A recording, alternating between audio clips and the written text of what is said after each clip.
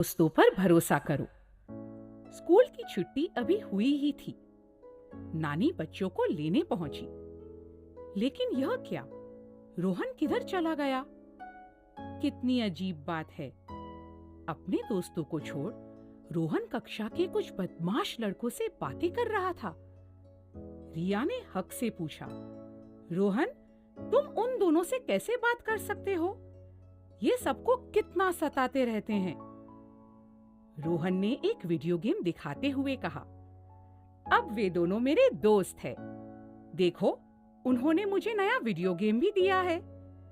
वे तुम लोगों से बहुत अलग है, इसलिए उनके साथ मुझे ज्यादा मजा आता है। नानी सोच में पड़ गई। मुझे रोहन को समझाना होगा। वे बोली, बच्चों, चलो घर चलते हैं। रास्ते में मैं तुम्हें वुडवर्ल्ड जंगल के जानवरों की कहानी सुनाऊंगी। एक दिन एडी, गॉर्जी, हम्पी और डीजे स्कूल से घर जा रहे थे।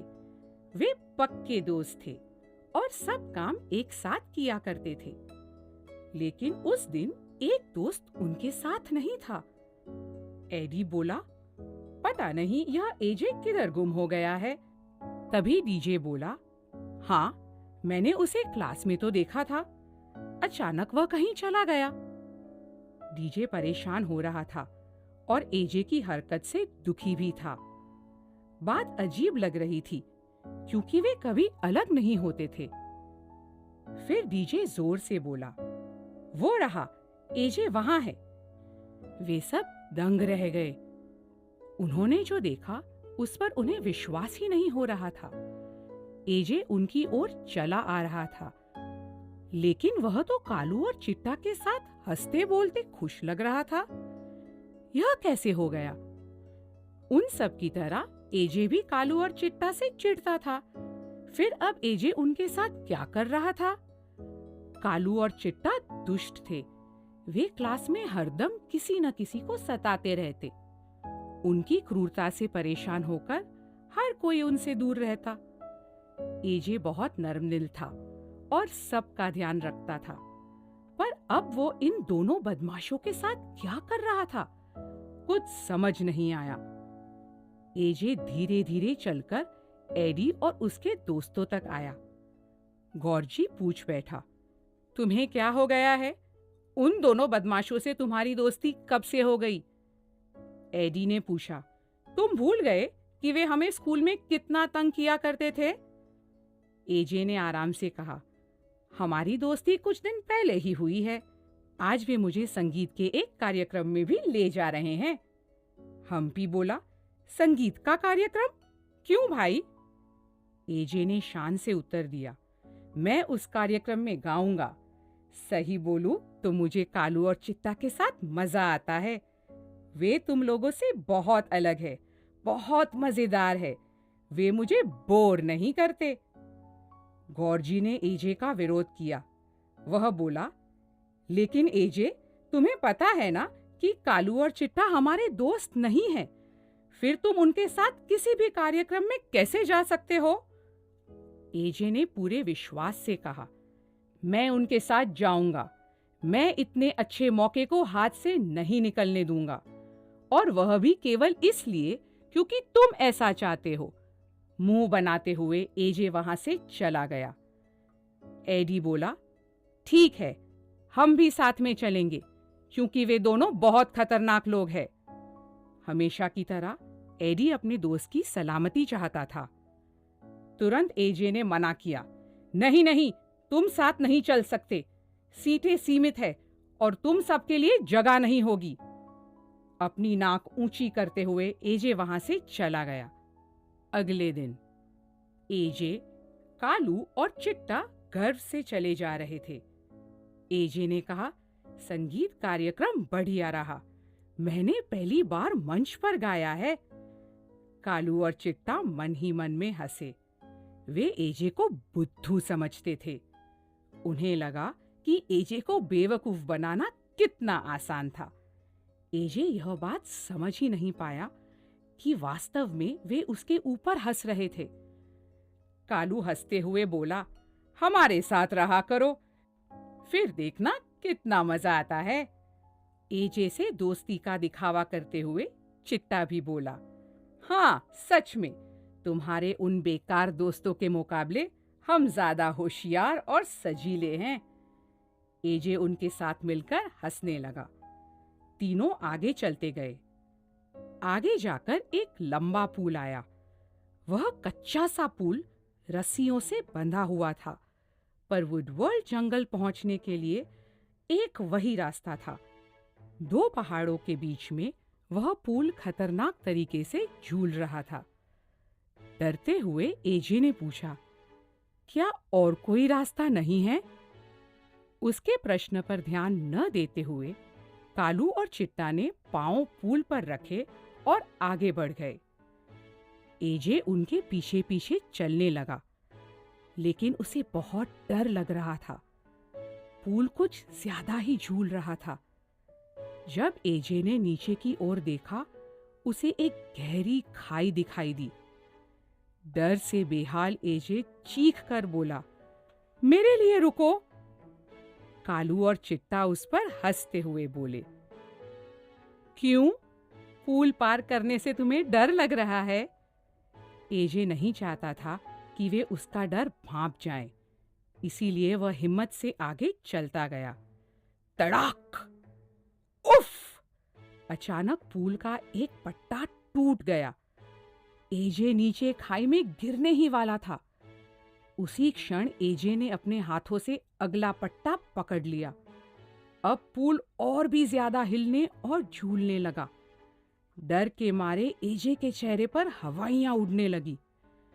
एजे चिल्लाने लगा, बचाओ बचाओ बचाओ! कालू, चिट्टा, मुझे बचाओ! अगर मैं गिर गया तो मैं मर जाऊंगा।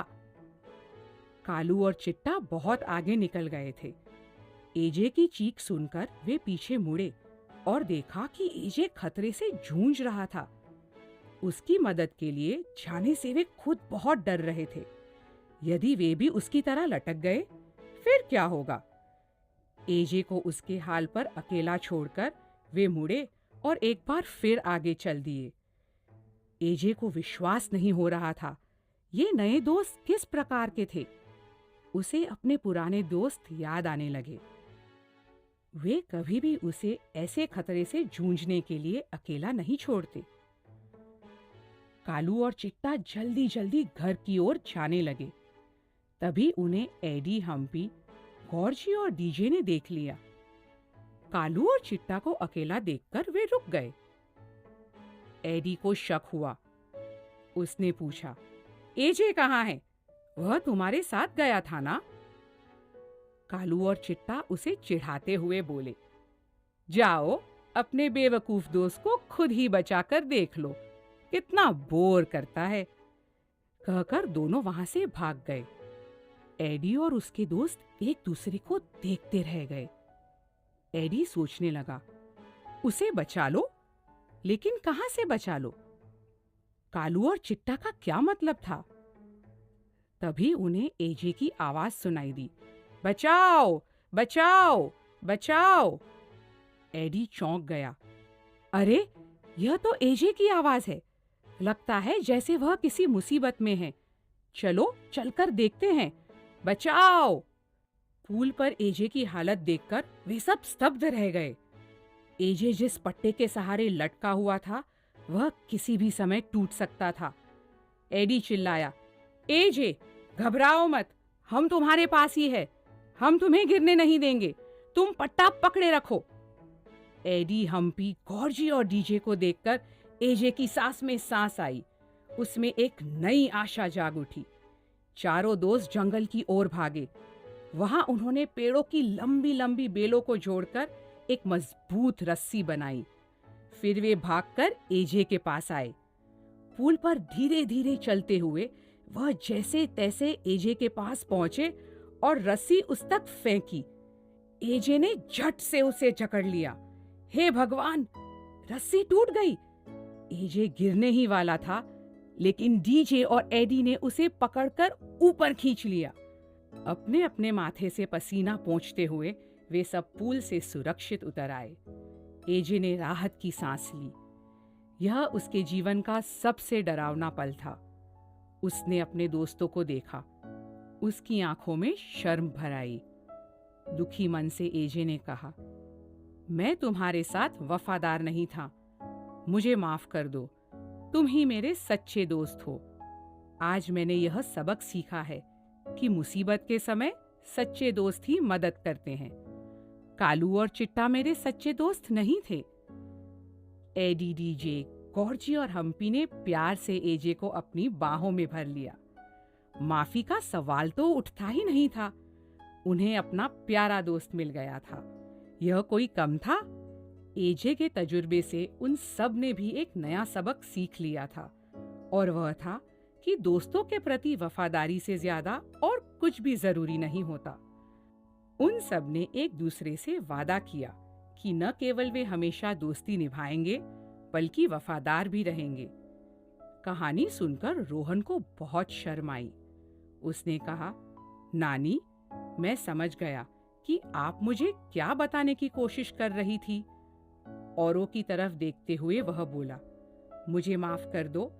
वे बदमाश मेरे कोई खास दोस्त नहीं हैं। असल में उनके वीडियो गेम से मुझे लालच आ गया था। आगे से मैं तुम्हारा ही वफादार दोस्त रहूंगा। रोहन की पीठ थपथपाते हुए नानी मुस्कुराई। वे खुश थी कि रोहन तुरंत समझ चुका था। उन्हें विश्वास था कि बाकी बच्चे भी समझ चुके होंगे। हमने क्या सीखा? दोस्तों के प्रति वफादारी का मतलब होता है हमेशा उनका साथ